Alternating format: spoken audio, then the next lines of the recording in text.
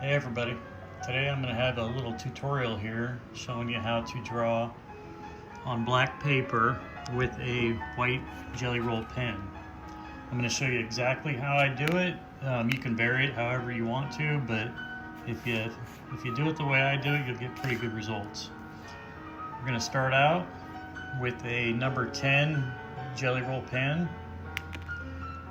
Got a dot pen attachment inside of a rotary tattoo machine. This is a cheap Amazon machine. They're like 20-30 bucks, but it works really good for the dot pen. Same with the power supply, cheap crappy power supply, Amazon. I got it hooked up to a hot switch, and that's what this is right here. I just basically cut the wires off a foot switch and kind of pushed them together so it shorts out. That way when I go to use it, I don't have to use a foot switch. I just turn it off and on. And I keep this is a dedicated power supply and machines and stuff. I just keep it on my drawing table, and that's all I use it for is dot pens. Paper we're using is black poster board from like the dollar store. I got a piece of felt underneath that, and then also underneath that I got a piece of foam board. Okay, the next step of this is going to be doing just a basic outline of the wing. You can either draw in pencil here for your guide, or what I do is use an impression from another piece of paper so that you can kind of see it, but it doesn't show up afterwards. We'll just do a basic hand outline of it.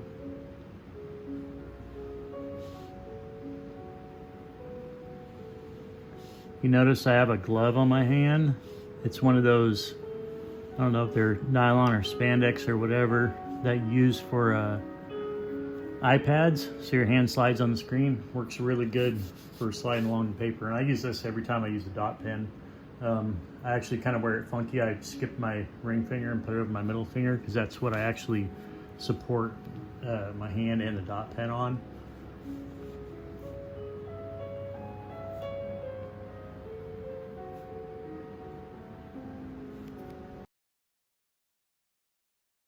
Okay, so don't do this. I put my finger in the white ink, so I'm gonna let it dry for a little bit before I finish it.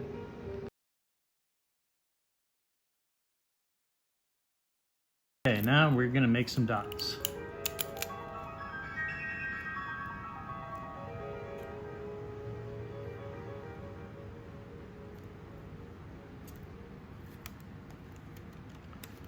About 3 times on the rubber band, give or take. That's on this machine, yours might be different. And then this is 1.56 volts.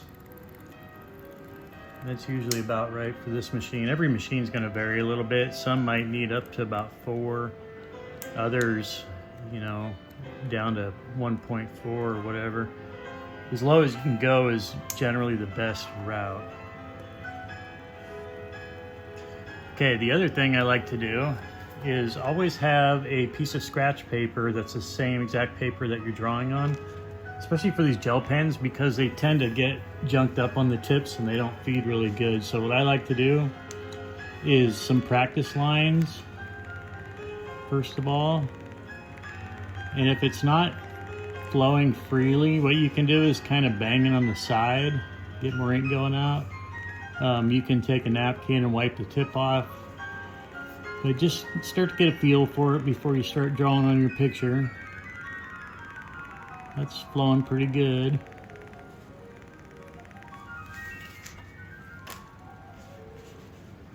So we're just going to pick a random point to start with. Make sure you got room to slide your hand.